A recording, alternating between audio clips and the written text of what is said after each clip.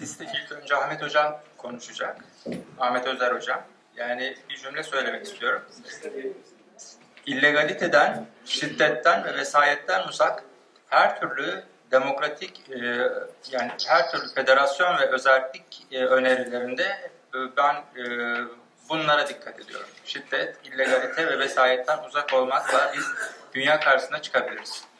Şimdi Profesör Doktor Ahmet Özer Hocam yerel yönetimlerde kültürel çalışmaların yeri ve önemine sosyolojik bir bakışı değerlendirmek istiyor. Buyurun hocam. Teşekkürler Sayın Başkan. Ben kendi konuşmama geçmeden önce 2 not paylaşmak istiyorum. Bu yerel yönetimler meselesinin Kürt meselesiyle yakından bir ilişkisi olduğu hepimizin malumu. Kürt sorununun çözümü de tarihsel süreç içerisinde 3 ana eksende ele alınabilir. Bunlardan biri bastırma, 100 yıldır uygulanan bir devlet politikası olarak addedilebilir. İkincisi ayrılma, Rusların kendi kaderini tayin etme hakkı çerçevesi içerisinde tartışılıyor. Üçüncüsü de eşit temelde bir arada yaşama.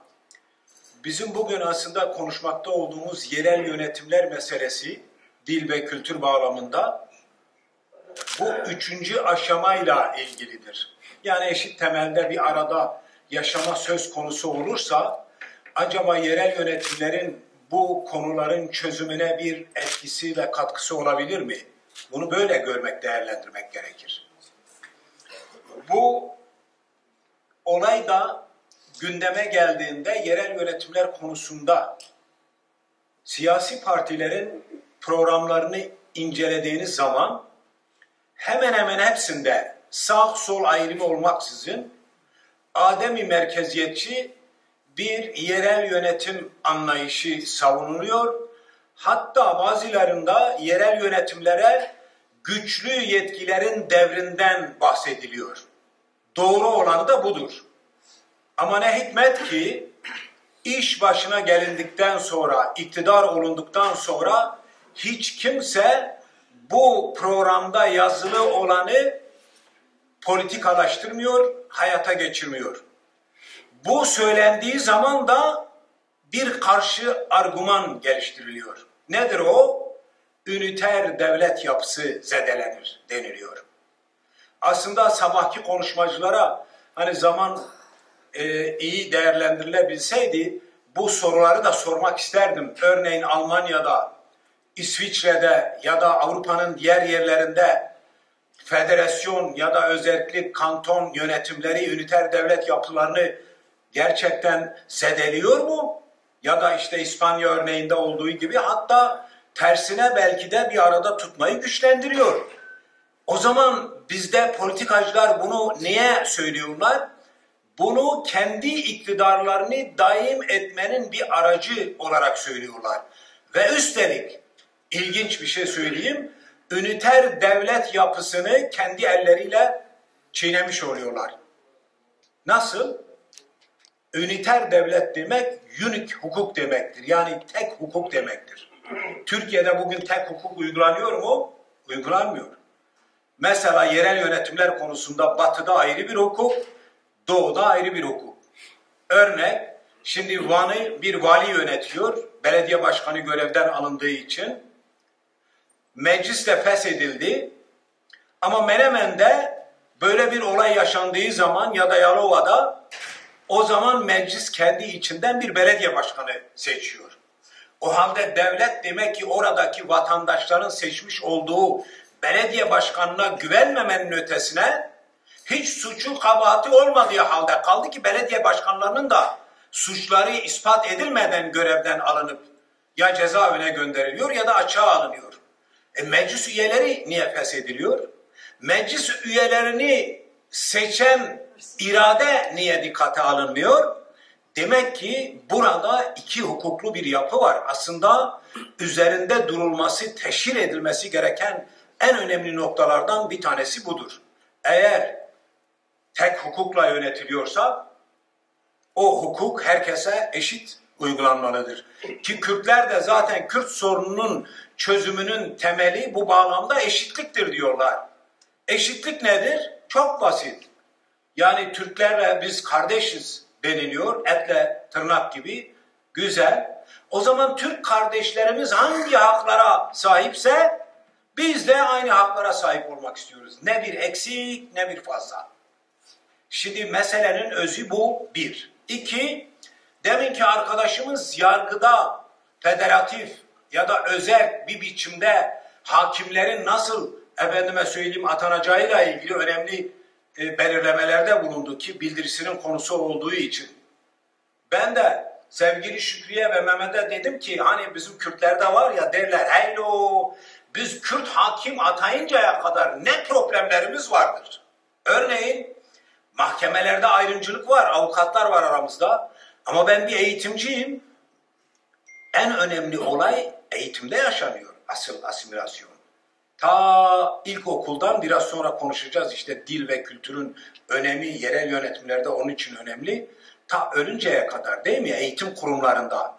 Sadece orada mı yasa ve anayasalarda bu ayrımcılığı görüyoruz. Sadece orada mı? Hayır. Aynı zamanda hayatın hemen hemen her alanında ve tarihsel yapı çalışmalarında resmi bir ideoloji ve resmi bir tarih var. O nedenle ayrımcılık, dışlanma sadece yargı alanında değil, eğitim alanında, tarihsel bilinç alanında ve özellikle de hayatın diğer hemen hemen bütün alanlarında. Bunların hepsi topyekün olarak ele alınırsa ancak bir kıymeti harbiyesi olur. Bir vücudun tüm organları gibi sadece birini iyileştirerek vücudu iyileştiremeyiz, sorunu çözemeyiz. Bu notu ilettikten sonra şimdi kendi bildirimden bahsedeyim size. Ben dil ve kültürün önemini biraz felsefi ve sosyolojik, belki biraz da siyasi temelli anlatacağım. Sonra bunların çözümünün yerel yönetimlerdeki önemi üzerinde duracağım. Sonra Türkiye'deki yerel yönetimler bunlara haiz mi değil mi ona bakacağım. Sonra da nasıl bir yerel yönetim acaba bunları ele alıp çözebilir? Bazı notlarla böylece konuşmamı bitirmiş olacağım. Evet, değerli dostlar, insan değerli bir varlık. Belki de insanın kendi kendine attığı bir iftira bu. Çünkü başkası yok sorgulayacak. Biz öyle diyoruz. İnsanın değeri nereden kaynaklanıyor? Niye değerli? Çünkü insanın kendine has özelliği var. Özelliğinden kaynaklanıyor. Peki insanın özelliği nedir? Ya da daha doğrusu bir şeyin özelliği nedir?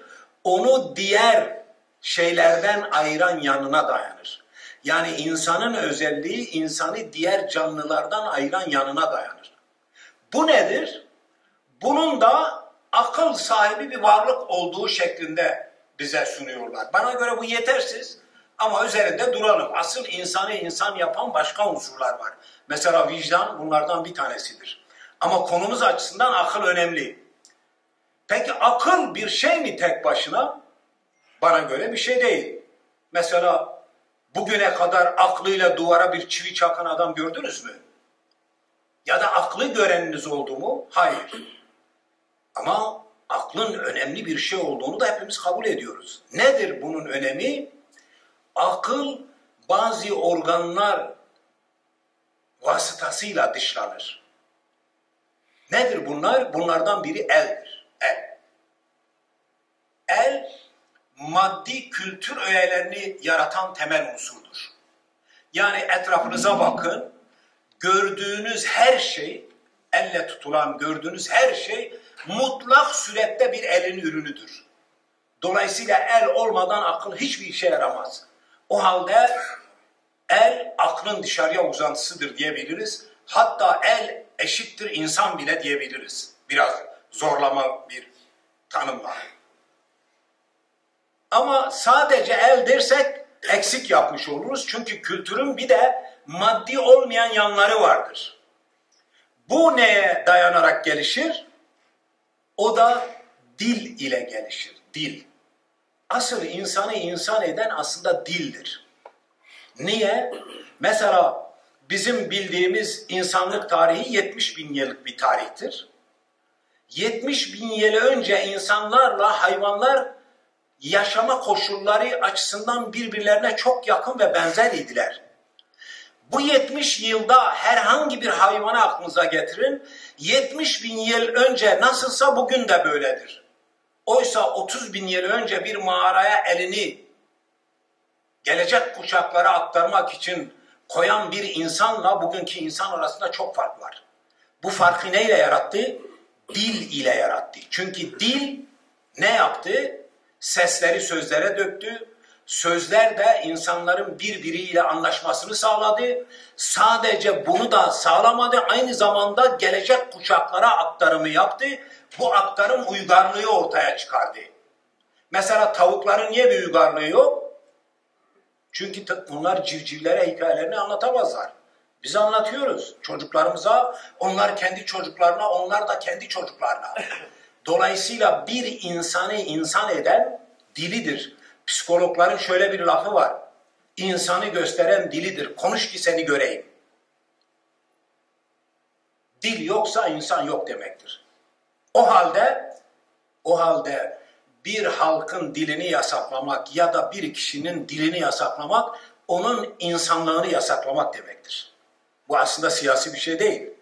Bu son derece insani, vicdani bir şey. Ama sürekli bu siyasetin bir aracı haline getiriliyor ve bunun bir takım engellemelerle ötelenmesi için de bir gerekçe yapılıyor. Oysa dil, insan olmanın en temel koşullarından bir tanesidir. O nedenle dil yasaklanamaz. Dili yasakladığınız zaman insanı yasaklamış oluyorsunuz. Hele ana dili bir insanın daha ana rahmine düştüğü andan itibaren dille bir ilişki kurduğu, doğduktan sonra da annesinden aldığı kelimelerle, sözcüklerle kendini gerçekleştirmesinin önünü açtığı söylenir. Yani bu yanıyla da dil aynı zamanda pedagojik bir şeydir. Bir insanın dilini yasakladığınız zaman onun aynı zamanda kendini gerçekleştirmesini de yasaklıyorsunuz. Devlet nedir? Devletin bir tanımı da şudur. Devlet demek, tabii ki demokratik devletten bahsediyoruz. O devletin egemenlik alanı içerisinde yaşayan insanların kendini gerçekleştirebilmesinin olanaklarını sunan demektir.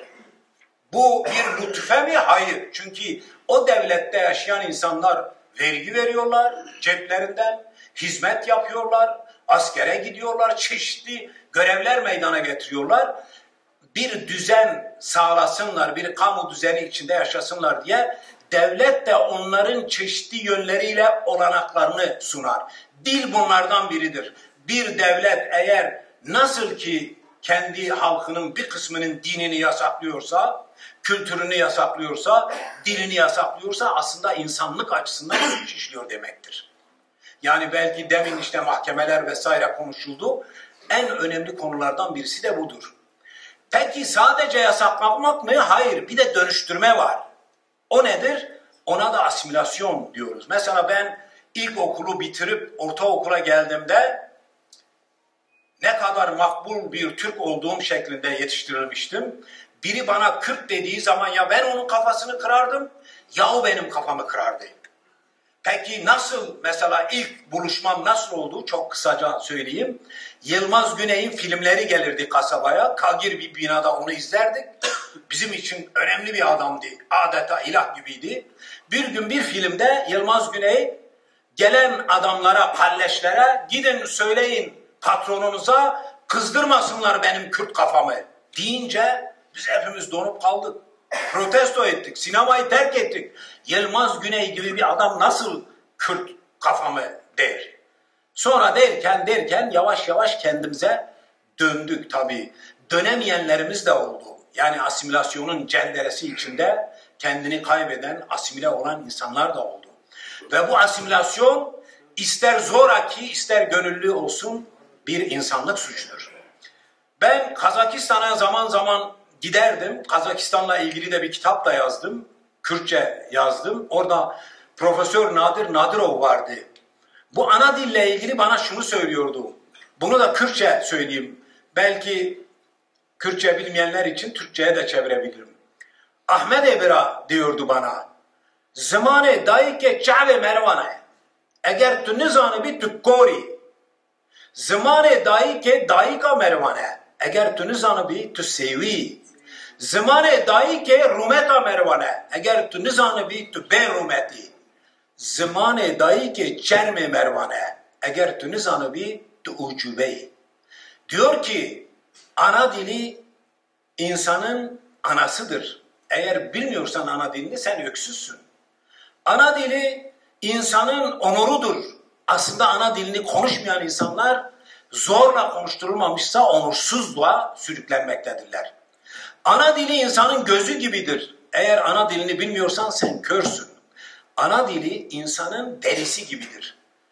Eğer bilmiyorsan ucubesin. Deri niye önemli? Çünkü insanın altında işte kemik, irin, kas, şu bu var. Deriyi yüzersen ucube çıkar ortaya.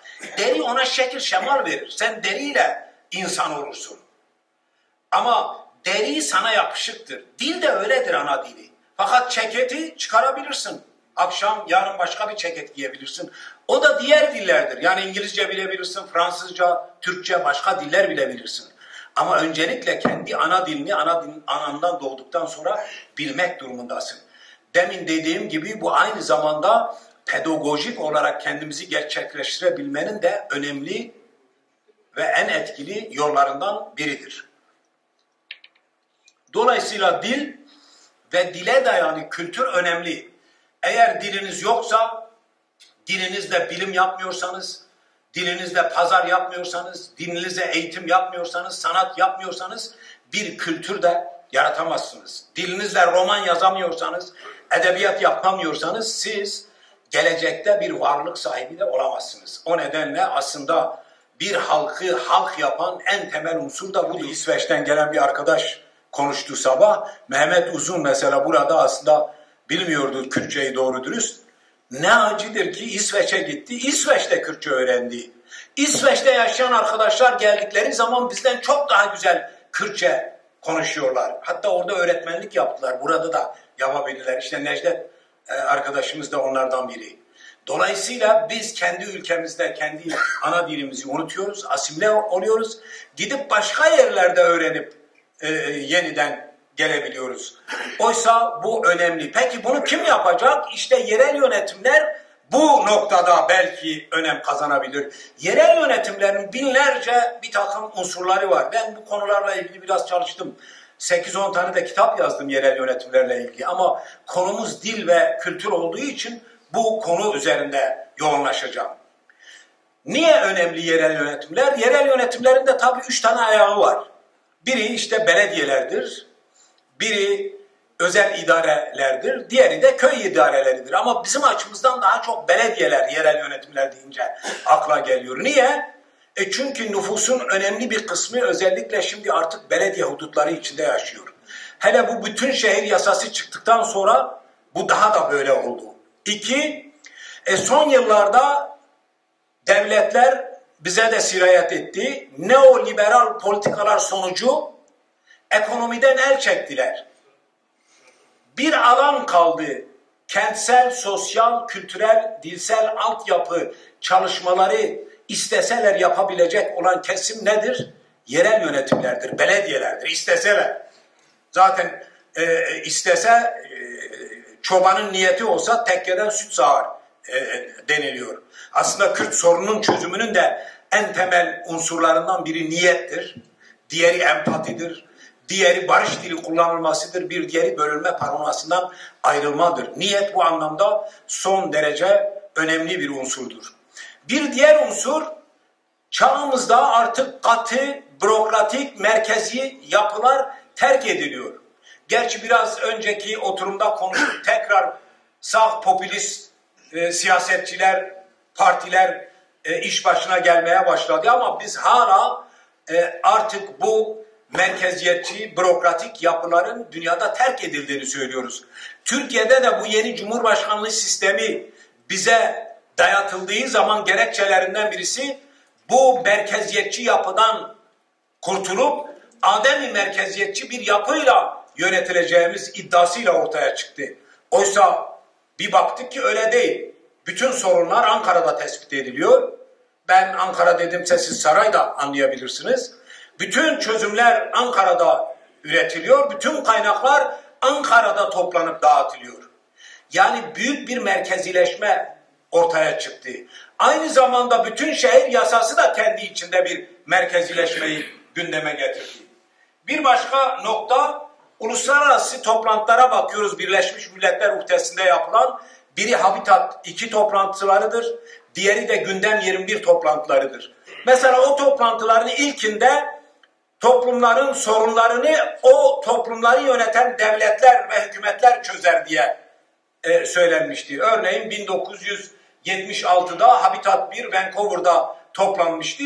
Böyle söylendi. 1996'da İstanbul'da 20 yıl sonra yapıldığında, ki ben de o delegesiydim Habitat 2'nin, denildi ki hayır, biz yanıldık. O toplantıya Castro da gelmişti, işte Yeltsin gelmişti, bilmem Bill Clinton gelmişti. Belki hatırlayanınız var, bu Harbiye alanında yapılmıştı. Denildi ki bunun yanına 2 tane unsur daha katılması lazım. Aksi takdirde bu dünyayı bu şekilde sürdüremeyiz, yönetemeyiz. Gemi batıyor, batarsa herkes beraber batar. Nedir? Biri sivil sektör, sivil toplum, diğeri de yerel yönetimler. Dolayısıyla yerel yönetimlerin giderek hem çevre hem yönetim, sürdürülebilirlik, hakçalık, yönetebilirlik anlamında önem kazandığı bir çağa, bir devreye girdik. Çünkü işte Gündem 21'in anlamı ne? 21. yüzyılın gündemi artık tamamen çevre olacak. Şimdi dikkat ederseniz Türkiye'de de artık bir çevre bakanlığı var. O da yetmedi. Çevre ve iklim değişikliği bakanlığı gündeme geldi. Çünkü iklim önümüzdeki 100 yılda dünyanın en temel problemlerinden biri haline geldi. Bir başka bunu önemli kılan unsurlardan birisi de şudur konumuz açısından.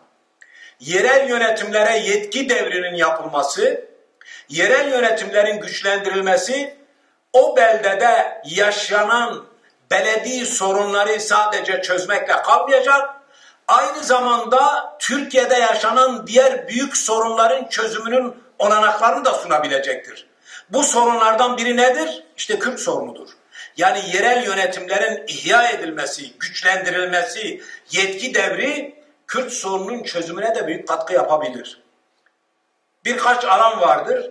Genel güvenlik, dış politika, adalet, maliye gibi konuların dışındaki bütün iş ve işlemler kaynak, yetki ve sorumlulukla beraber yere devredilmesi lazım. Niye bunları söylüyorum? Eğer yetki verirseniz bir belediye başkanına, ona sorumluluk vermezseniz kral yaratırsınız. Şimdi işte yaşadığımız düzen bu. Eğer sorumluluk verir, yetki vermezseniz köle yetiştirirsiniz. O halde yetki ve sorumluluk bir madalyonun iki yüzü gibidir. Birlikte verilmesi lazım. Bu da yetmek, bununla beraber aynı zamanda kaynakların da aktarılması gerekir. Niye? Çünkü demin söylediğimiz iş ve işlemlerin yapılabilmesi için hem dil hem kültüre ilişkin işlerin de yapılabilmesi için buna son derece ihtiyaç vardır. Peki Türkiye'deki yerel yönetimler buna haiz mi? Hayır. Niye? Çünkü demin de söyledim, gelen iktidarlar yerel yönetimleri kendilerinin kazanabilecekleri ve yönetebilecekleri şekilde yapıyorlar. Yasaları da ona göre çıkarıyorlar.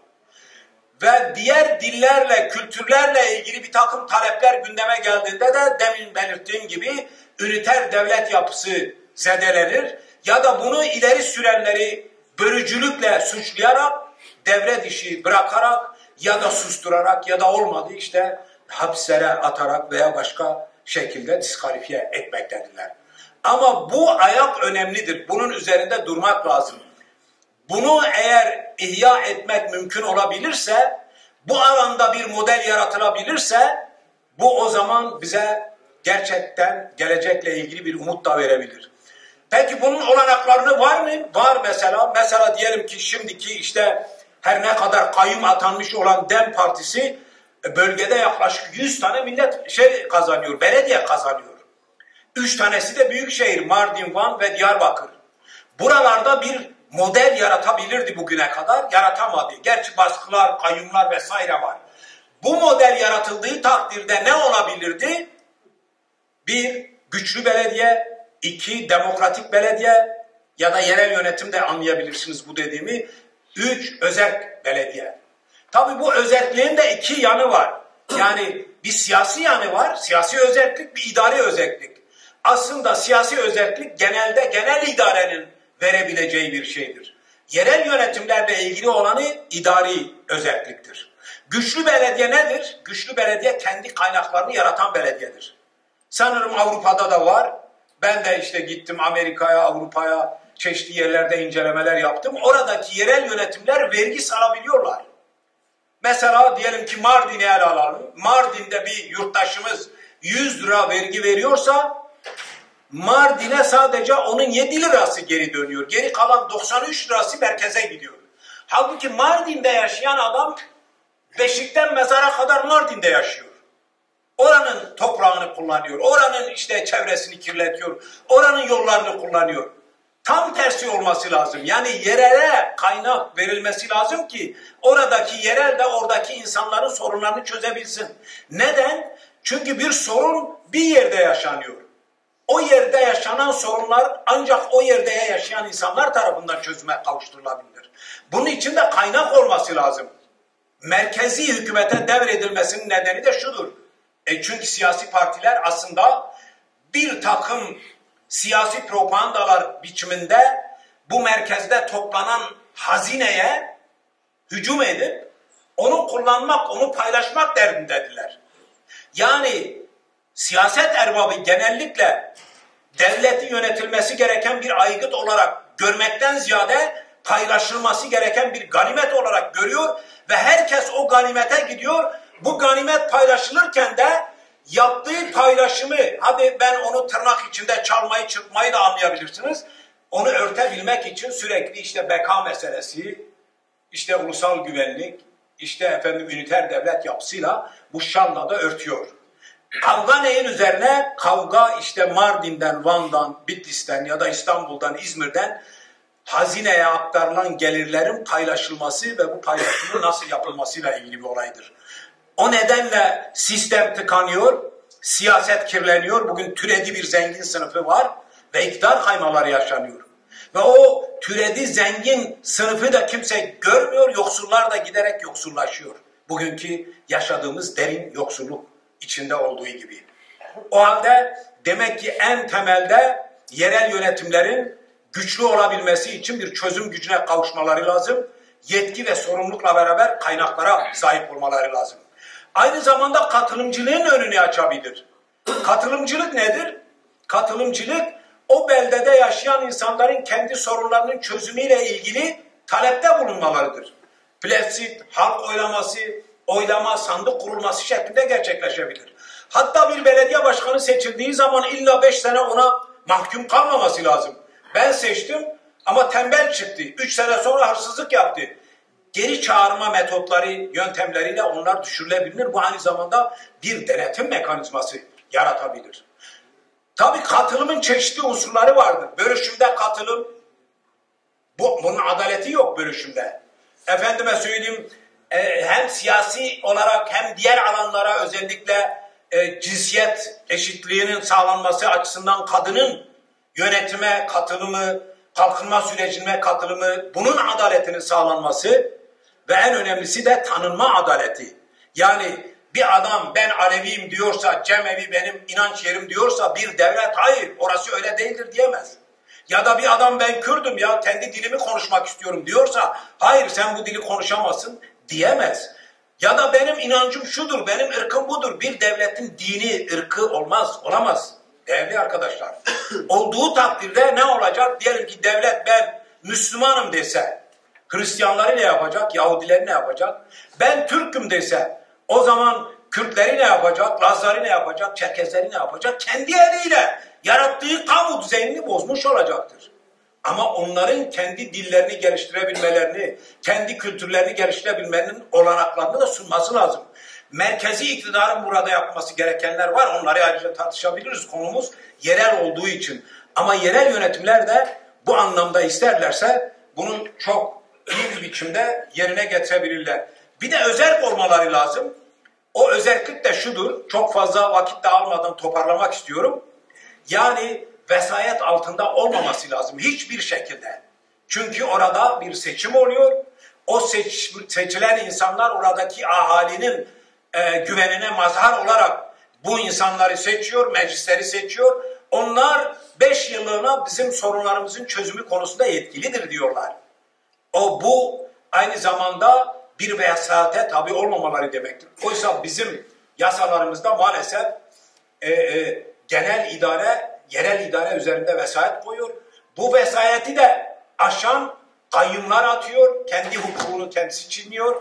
Ve daha efendime söyleyeyim hukuken sonuca bağlanmamış bir takım insanları görevden alıyor. Bu keyfilikleri yürütüyor. Bu da zaten özetliğin özü bile olmadığının bir kanıtıdır. Demin işte hakimlerin nasıl olması gerektiği konuşuluyordu. Biz oraya gelinceye kadar bu anlamda çok yol kat etmemiz gerektiğini düşünüyorum. Ama belediyeler mesela çok dilli bir yapı kurabilirler. Geçmişte Sur Belediyesi buna bir örnekti.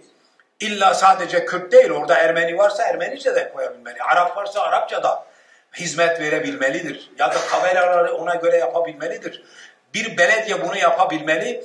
Genel idare de buna cevaz vermelidir. Vermediği zaman aslında kendi bildiği dalı kesiyor. Çünkü kendi vatandaşının aidiyet duygusunu güçlendirebilmesinin yollarından birisi de budur. Aksi takdirde kendisiyle vatandaşı arasındaki mesafeyi açıyor ve kendi bindiği dalı kesmiş oluyor. Sonra başka mesela Kürtçe eğitim verebilirler. Mesela kurslar açabilirler. Bunu yaptığı takdirde bu aslında zaman zaman denendi. Şimdi göstermelik olarak bir iki yerde oldu. Mesela Mardin'de, işte Bingöl'de, Muş'ta Kürtçe dili ve edebiyatı ile ilgili bölümler açıldı ama sonra maalesef bunlar da yavaş yavaş önüne geçildi ve artık eskisi gibi mezun veremiyorlar veya okullarda görevlendirilemiyorlar. Kreşler mesela gündeme geldi. Bunlar olabilir bu hizmeti almak istiyorsa. Kültür merkezleri açılabilir. Burada çeşitli meslekler verilebilir ve bu insanların kendi dilleriyle kendilerini gerçekleştirebileceği olanaklar verilebilir. Yerel yönetimler bu anlamda önemlidir. Bununla ilgili yasal düzenlemelerin yapılması gerekir. Rütuşlarla yapılacak bir değişiklik sadece zaman kaybından başka bir işe yaramaz. Ama benim inancım o ki ehven işer kötünün iyisi biçiminde bugün bile mevcut yapıda istenirse bir takım adımların atılabileceği, yapabileceği, yani biraz daha yasaları zorlayarak yapılabileceğini düşünüyorum. O nedenle önümüzde bir yerel seçim var. Bu yerel seçimde de umarım ve dilerim bunu ihya edebilecek bir takım yönetimler iş başına gelir. Çünkü bir yerden başlamak lazım. Ondan sonrası gelir. Daha özgür, demokratik, eşit koşullarda bir arada yaşamanın önü açılmış olur diyerek sözümü bitireyim. Teşekkür ediyorum.